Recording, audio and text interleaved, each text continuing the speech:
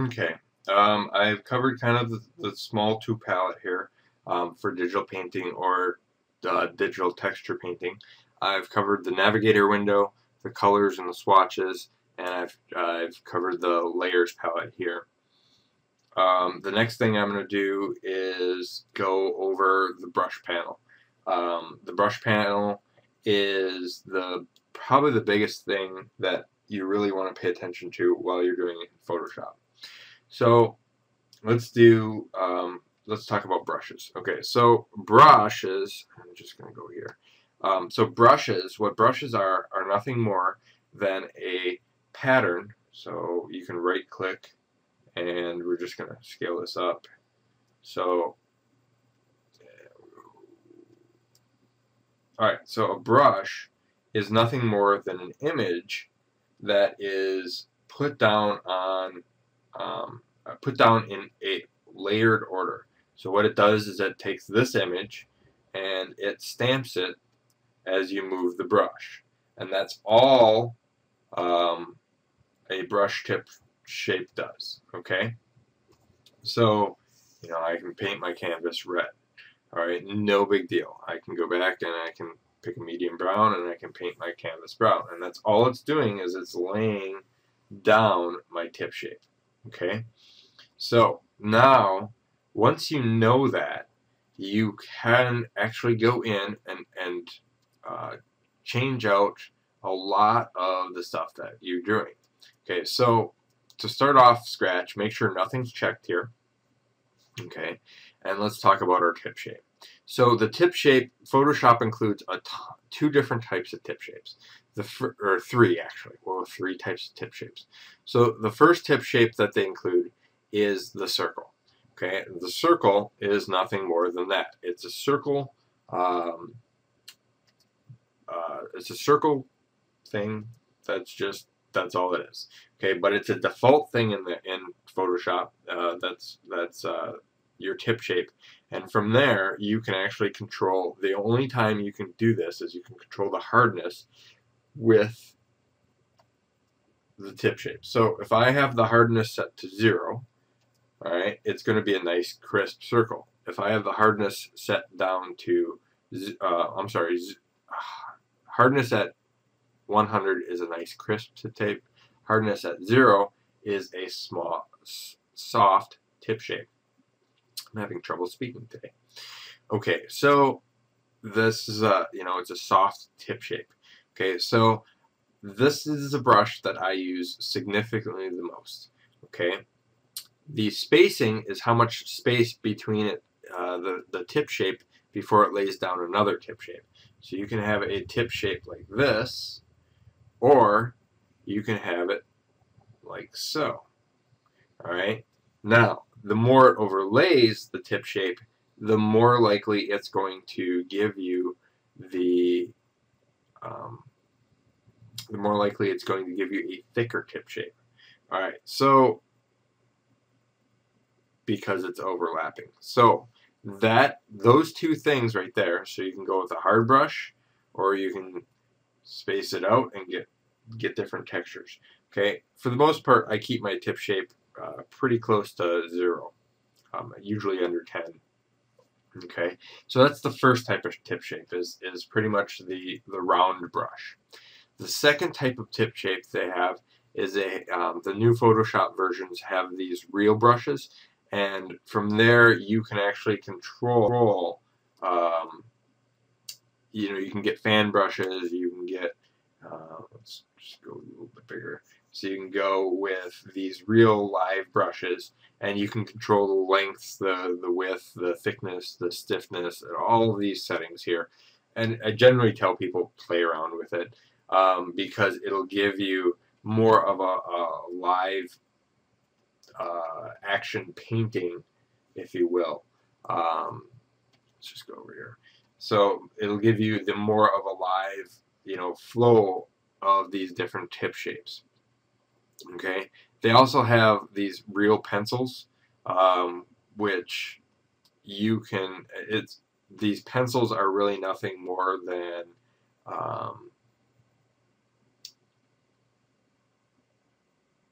shapes that you can control the, you know, if it's sharp, if it's dull.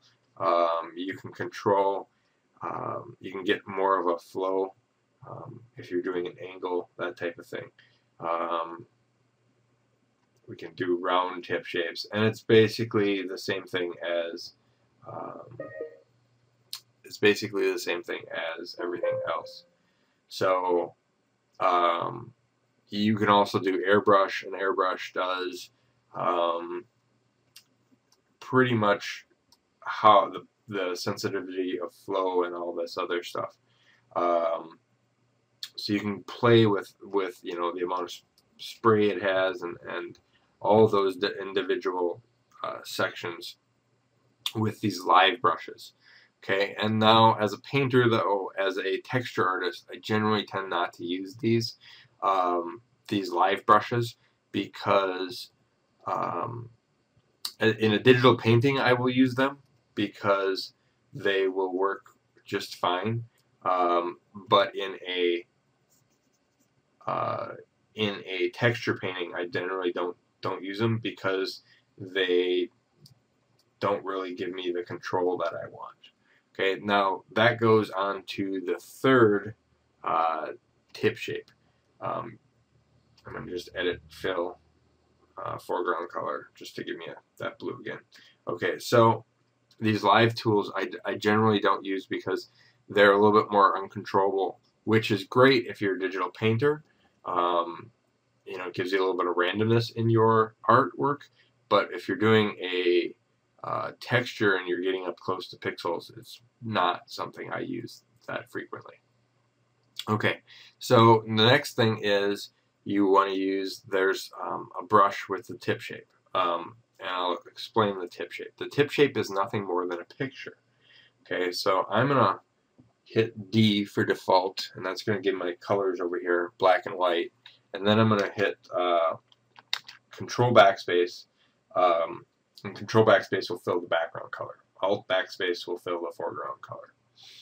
So now with that, I'm going to take and create a brush. Okay, now these brushes, I can create my own tip shape. So I can pick, I'm going to just pick the round brush right now and move my spacing over a little bit more. And with that, I'm just going to kind of go in and I'm going to create a random shape. You know, sometimes you just don't know what you're creating. You know, the randomness is that aspect. Okay, so the tip shape is, I don't know what this is, but it is this. So I'm going to use the marquee tool to select the tip shape that I want, and then I'm going to go edit and then define brush preset. Now this brush preset will create a sampled brush, and if you'll notice, when I go back to brush, I can scroll down to usually whatever they call the last one. So let's find it in here.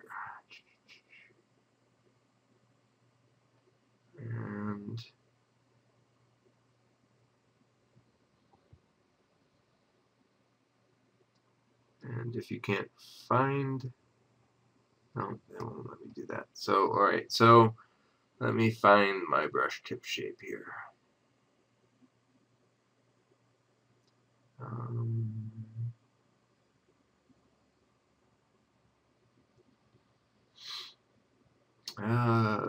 Let me put it on pause and find it. Okay, I actually found it through the right clicking, and it was actually the last one here. So it's on a preset. So that's my preset brush, and I'm gonna just pick on this. So now, as you can see, I can stamp my brush shape over there. And I just deleted this. I'm going to deselect Control D and Control Backspace to fill this in. Now from there I can choose this tip shape. I'm going to resize it so it's smaller. I can choose this tip shape and get a little bit of a rough edge on there now. So there you can see the tip shape. Now with the round brush, as well as with the pattern brushes, which is defining your own tip shape. You can control the hardness, so or the how much the brush. You can control the roundness, how much the brush is actually round to what you made it, or how much the brush is squashed. You can also control the angle, so you can actually rotate this around and you see your angle changing, and you can see the brush changing in the bottom there. So you can control the angle too. And we're just gonna get. All right, so this is the basic brush. You can control the spacing and get a little bit more thinner brush, or you can, go a little bit wider and create something like that. Now, so you can play with the spacing. The next thing you can do is you can go in tip shape, and you can control the size jitter, and the jitter is all your randomness. So anything that says size jitter or angle jitter, you can control that with your randomness. So then I always use the angle jitter, and I always jack it up to the top part 100%, and you can get a nice little texture brush like this. Okay, so this gives me the control that I need to change stuff, change the brush to give it completely different properties.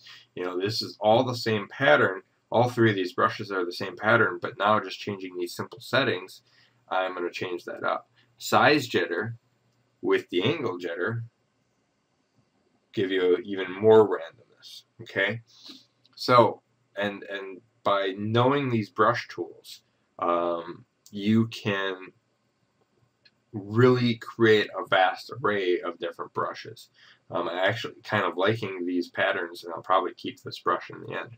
Now, the next thing you want to pay attention to is most of these have a couple things. You have your jitter, which is your randomness, and then you have your control, so how the jitter is assigned. I can control via fade, which is it's going to fade 25% or 25 steps. So this is actually 25 steps before it disappears.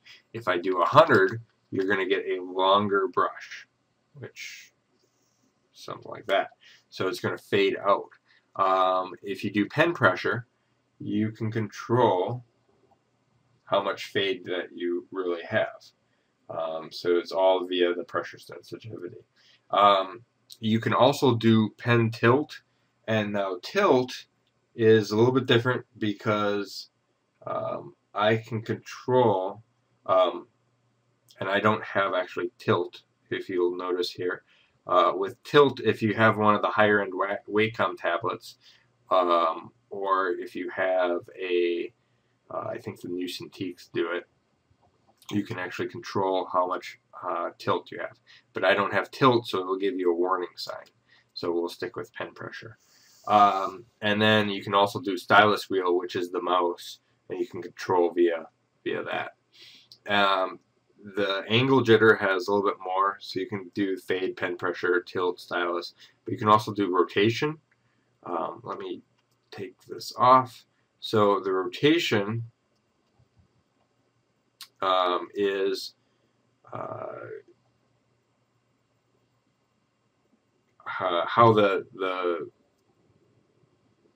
pen reacts as you turn it, as you rotate around. You can also do initial direction. So if I'm doing it this way, it's not going to rotate when I go around the bend. And then you can do direction completely, which is nice because it'll actually rotate the brush around the pen. So you can control all of that via your brushes. Okay, scattering, and I'm just going to start a new pattern here. Scattering is how, okay, right now with no scattering, oops, I'm sorry.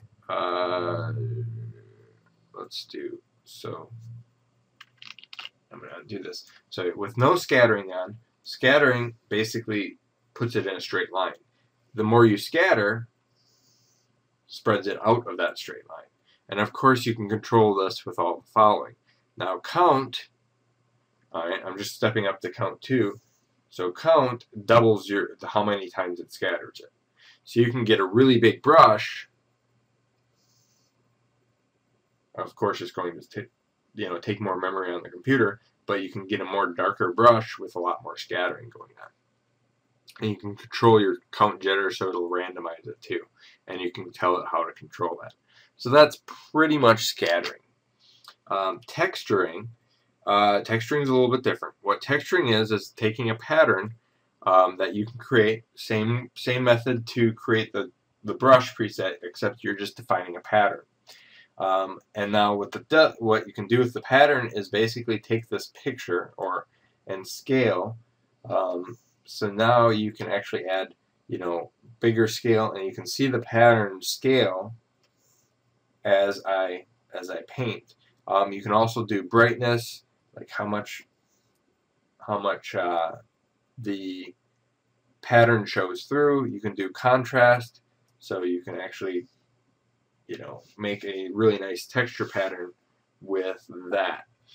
And then you can control the linear height and the depth, how much depth you have. You can control the depth jitter and that sort of thing. So there's your texture.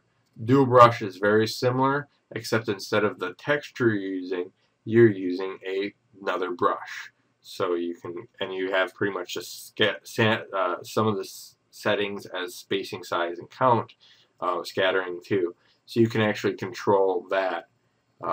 It's kind of hard to see. Let's go with something like this. And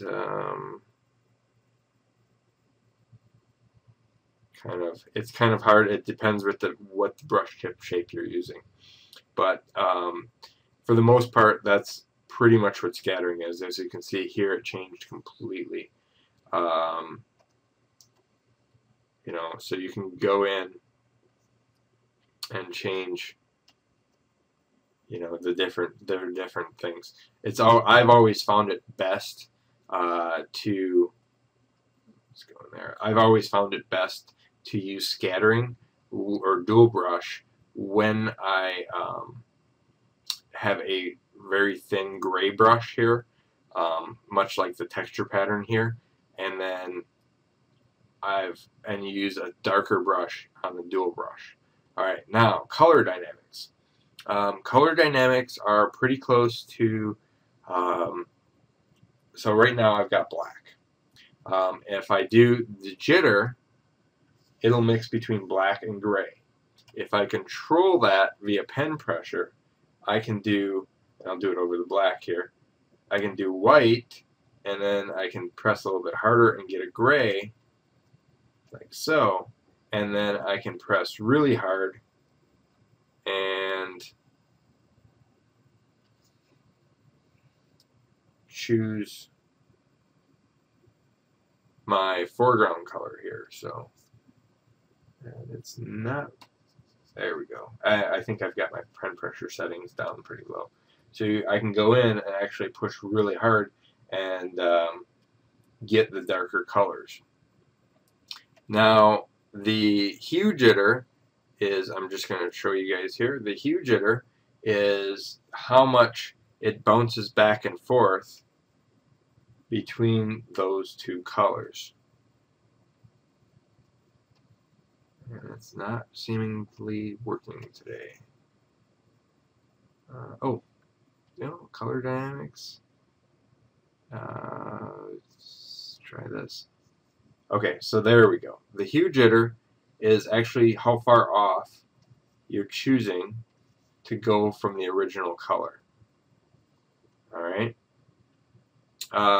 Saturation jitter is whether it chooses to be gray. Let me see if I can do this with pen pressure here. Whether it chooses to be gray or whether it chooses to be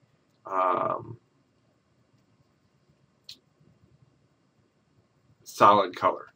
The brightness jitter is how much white is put in there. And then the purity is how far off the color goes. So, and I generally don't use these too much. as much. I generally tend to use the transfer the most. Now transfer is your opacity and flow. So your opacity on a brush is, if I'm dealing with watercolors, it's how much color is on the brush. If I'm dealing with flow, it's how much water is on the brush. So here's my opacity, and I'm just going to start a new thing here. So here's my opacity as a transfer with nothing on there. If I do jitter, let's go with black. If I do jitter, it'll actually give you a rough amount of gray. If I do flow, it's pretty close to the same thing, except it's not as strong. Now, if I generally change the opacity via pen pressure, I can go in and I can go pretty dark, like so, and I can go real light, depending on that. And you can always change that by changing the opacity and flow up here. This controls the pressure of the brush. This controls the overall. So if I'm doing it real light here, this is light, this is medium, and this is hard. Okay, now if I change my opacity up here to 50%, this is light, this is medium, and this is hard. Okay, so you can combine those two. And these are the ones that I use the most, actually, is this one, and then once in a while I jump into shape dynamics and I use that. So with this, I can control pretty much everything I want to do. And then what I'll do is I'll go into shape dynamics, I'll take the size jitter and I use the angle jitter to give me that randomness, and I can actually just kind of build up my brushes like so, and it creates a nice textural feel to that brush. So you can get really nice brushes by doing that. The brush pose is if it controls the angles. So, and I don't have angle on this particular one, so it won't work on this. Noise adds a little bit of grain to it. Wet edges will act more like it's watercolor, and if I go over it, it gets like a darker multiply. Also with wet edges, if you notice, I'm painting, it looks fine, but the harder I press, it turns into a solid